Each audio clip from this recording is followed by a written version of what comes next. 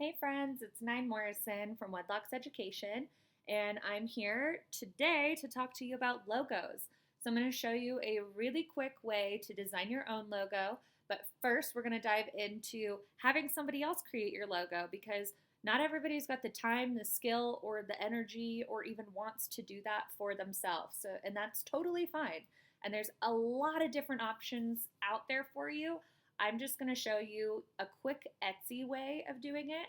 So if you go onto Etsy.com, if you're not familiar with Etsy, get familiar. She's going to be your best friend.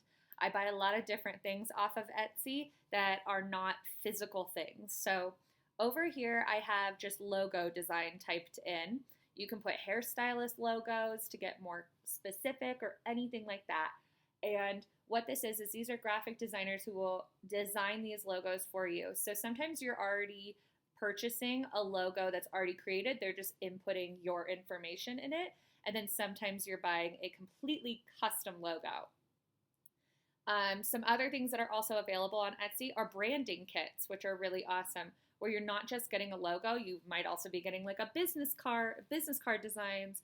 You're also getting like watermarks and a bunch of other different stuff. Branding kits all come with different things, so you can check that out too. It's a very easy way to keep things very cohesive and do the work really quickly. Ooh, that's fun. These like watercolor letters. Ooh, I like that. So there's just a lot of different stuff on here. So Etsy's a really great place for you to go there and get this done quick.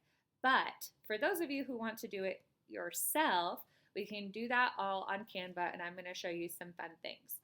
So I'm going to go over here to create a design, and I've already got logo typed in. So I'm going to create a square logo. So this is 500 pixels by 500 pixels. Over here on the left, you have some templates, but they're all pretty basic. And, you know, we want something a little bit more than just that. So we're going to create this on our own. So I'm going to go over here to text. I'm going to use my own font, but you can use any of Canva's fonts. They have, I think, thousands now. So many more than when I first started on Canva. So I'm going to go over here and I'm going to just use my own name. So Nine Morrison. All right, there she is. So I'm going to make this bigger because I want my name bigger. I'm choosing to do this in all caps just because that's my preference there. All right, and then I'm going to use that same font. You can use a different font. Hair, oops, I don't want it at all caps. Hair and makeup artist. Wunderbar. Lovely. I'm going to make this a little bit wider, and you will see why in just a sec. All right, so I'm going to put that right there for now. And so with hair and makeup artist, I'm going to expand the spacing of the letters. So, so see how that's just making those letters more spaced out and wider. Sometimes it just looks a little more aesthetically pleasing to the eye. Now I'm going to do the exact opposite on this. So see this line, the line spacing in between Nine and Morrison, that's too much for me. So I'm going to shrink that. So line height, we're going to take that down a bit. So those are just some little tricks to keep this a little more aesthetically pleasing. Now I can bring this up, attach it to the bottom. Now these are still two separate elements, but we can group them together. So I click on Nine Morrison, I hold Shift, and then I click on my other elements that I want to add to that, and then you group them together. Now they're all in one. Then you can go on here and click Ungroup if you want to ungroup them, but I'm going to keep them grouped, and that way I can get the whole thing centered together. And that is gorgeous. So cool. So now I'm going to add a little box around it. So I'm just going to type in, I'm on elements, and I'm going to type in square.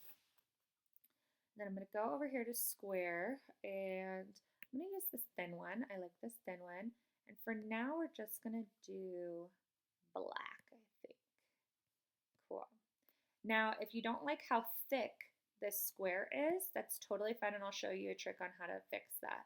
So we're going to shrink this square back down, and basically we're going to shrink it until we get the thickness of the square that we want. Then we go old-fashioned and we just expand the edges out as far as we need to, and then bam. So now the line is thinner, but it's still the same size. So that's a little trick right there for you. Cool. So now I'm going to go over to my folders because I have some fun things in my folders. And we're going to go over to blobs and blurs. So blobs and blurs, I'm going to go to show all. I've got a lot of different things in blobs and blurs. So one thing we could very, very easily do is, these are all purchased on Etsy, by the way. It's like these geometric shapes, all of these little blobs and blurs. I've got them in different colors too. So these are like more like grayish nude ones. These ones are more peachy. I've got them in pink down towards the bottom over here. I've got them with like little scribbles. I've got 1,000 different things, and these are can go in the background very easily. So if you're loving some geometric shapes, you can easily put that in there, and then you can send that to the back, and then get rid of, and maybe even get rid of this if you want to see without that. Like that looks so cool just by itself. Like keep it simple. You don't have to make it crazy. So I'm getting rid of that for now. And I'm just going to add a little blur to it. So I'm going to put this a little bit off to the side like that, a little askew. And I'm going to stretch it out because I want it outside of the lines a bit, because we're artists. We like to take things outside the lines, right? So we're going to, then we just go to position and we go backwards, backwards, backwards until it's as far back as we need. And then voila, you've got a freaking logo. Obviously, you can get much more designy on this if you want to, but this is just a really simple, easy thing to do. And then remember, when you download these, just click transparent background, and that'll make sure that all of this white space in the back is all transparent. So that way you can take your logo and stick it on anything. You can use it as a watermark or anything that you need to.